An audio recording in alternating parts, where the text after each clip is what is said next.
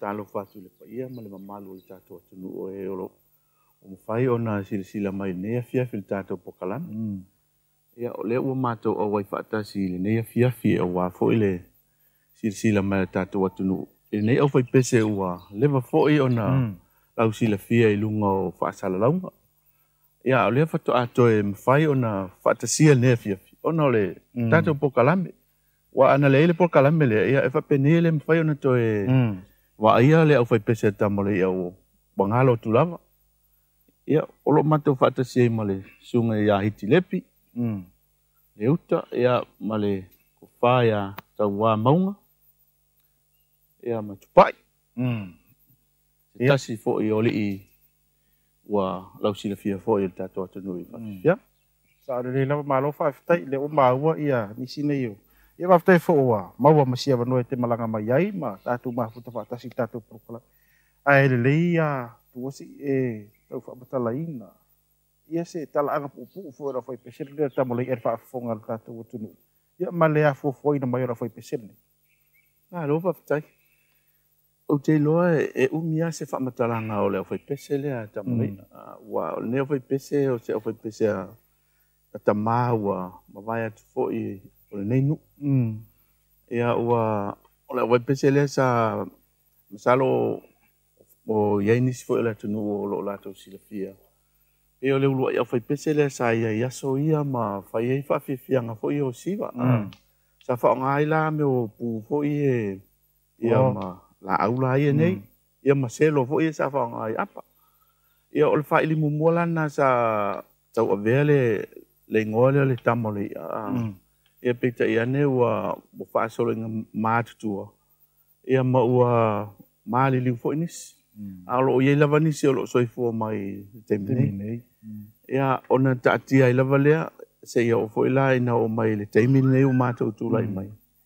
Ia o lea lana mātou tau mwhai e fo ilea e le toi au mainga o lea o fai pese lea.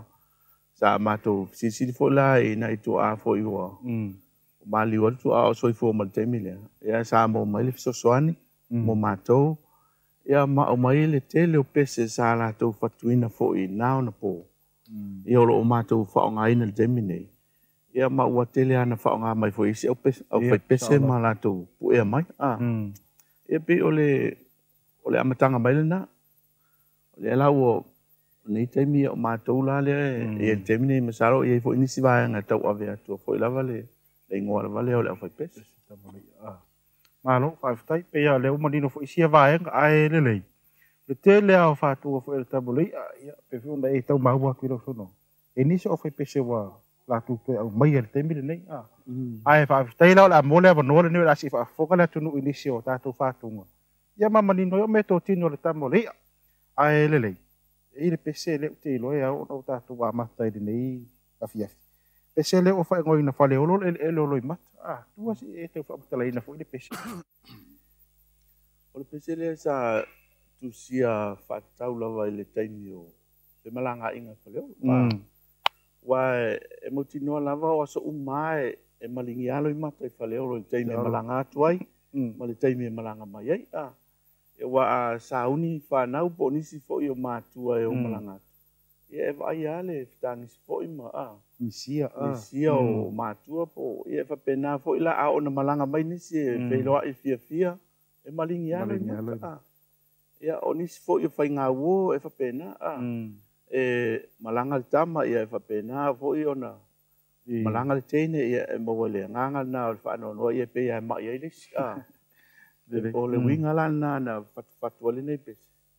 Ia maolo masaro tele ni upu wa ngalo le anga ufai sileva. Sileva, Ia ala tau mawhai e tu lava o le alava se meo mawhai. Ia le lei. O na upau lava se meo mawhai le nei tei. O le a whaafoka mai le tātou atunu ia e si i toe te mawhai mai pai. Taua, si i toe te mawhai mai si kākou pese le whaabura.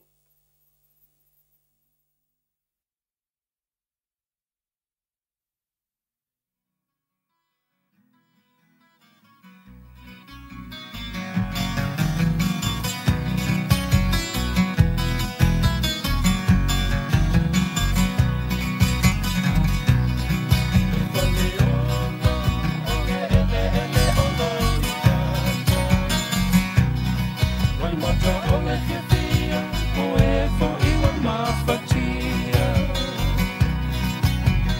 Asau ni Galumalemana semana na Limalaima alele wano fia iwana Taule alofa Ole alofa o tanata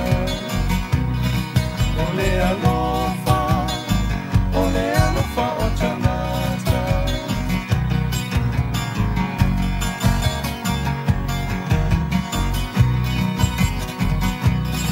O matu